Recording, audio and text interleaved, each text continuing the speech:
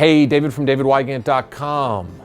Let's talk about long distance relationships. Today I'm going to tell you 6 tips. 6 tips to a healthy, hearty, long distance relationship.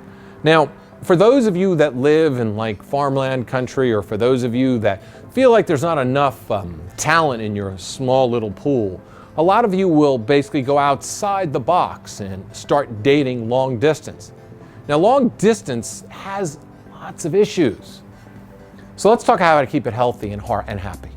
Number 1, okay, meet as fast as possible.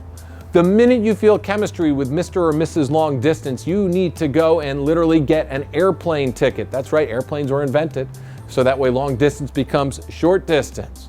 Train rides are great, but you need to see each other.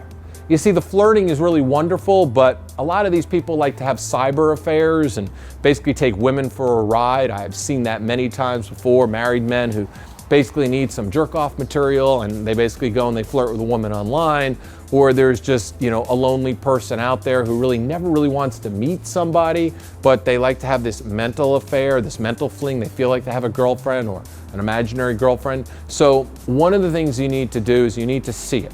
If you have a man that's courting you from afar, you need to make sure that he is literally sending you that plane ticket within 2 weeks or meeting somewhere. Otherwise, it's just some fantasy and you're dealing with a married guy or dealing with a guy that just wants to play with your brain because he just needs that attention. Which leads us to number 2. Number 2, when you go somewhere, if you're going to meet a man, I know, separate hotel rooms sound really great, but let's face the facts, we're adults, okay? And a man is flying you in and you're an adult, so separate hotel rooms just doesn't really work. So you need to do something that I call the hotel room preparation, which leads us to number 3. What is the hotel preparation? Well, thank you for asking. The hotel preparation is very, very simple. Get on Skype, get on Facebook, get on, you get on your iPhone and do lots of FaceTime. Lots of FaceTime. Go off on each other via FaceTime. Look at one another, feel his energy, build the trust around it. Have him take you around his house so you can see if he's hiding something like a wife or maybe, maybe his, mother, upstairs in the attic like Norman Bates.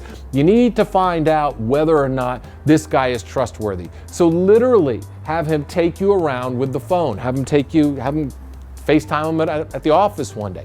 FaceTime him in the car. Get a look into his life. Really super, super important, because it goes back to number 2, which leads us to number 4. A long distance relationship predicates really great sex that you have together. So the fact of the matter is you need to build each other up sexually via texting, via FaceTime. I don't care if you're going to do mutual masturbation via Skype or mutual masturbation via FaceTime, but you need to be able to explore the sexuality between the two of you ahead of time, because it builds up that tension and makes it all exciting. And it's a lot of fun, and it also hooks a man. There's nothing that turns a man on more than knowing that a woman is masturbating to the sound of his voice, or literally masturbating to his beautiful, beautiful face. Hi, how you doing? His beautiful face on Skype or FaceTime, which leads us to number 5.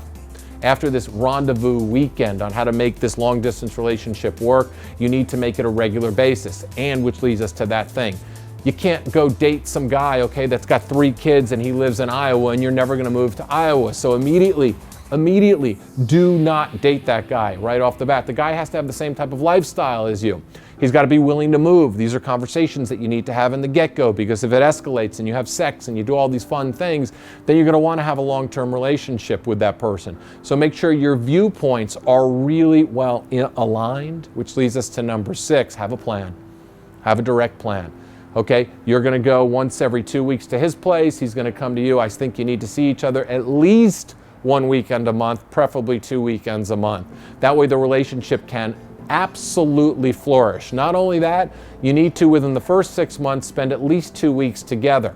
Take a vacation together, or have him come and visit you, because you need to see this man on a daily basis. If you don't see each other on a daily basis, he's just putting on his vacation face. And most people can behave over the course of a weekend, but actually going to Norman Bates' house for the week, you'll actually get to see if mom's upstairs in the attic, ruling everything that he does, and if Janet Leigh is in the shower and he's having some psycho scene on her. Anyway, for those of you that haven't seen the movie Psycho and you're too young, I certainly suggest you watch it, so the next time I make jokes in any of my videos, you understand my humor. Anyway, For you women who want to learn more and just date and understand men and understand what we're all about, I've got a free video right there in this big box down there. You go to that box, you click on that box, and it sends you somewhere, and you just go and you get this free video and you can learn all about men. For the rest of you, subscribe down below. And for those of you that think you're dating a Norman Bates, then you probably are. I'll see you soon.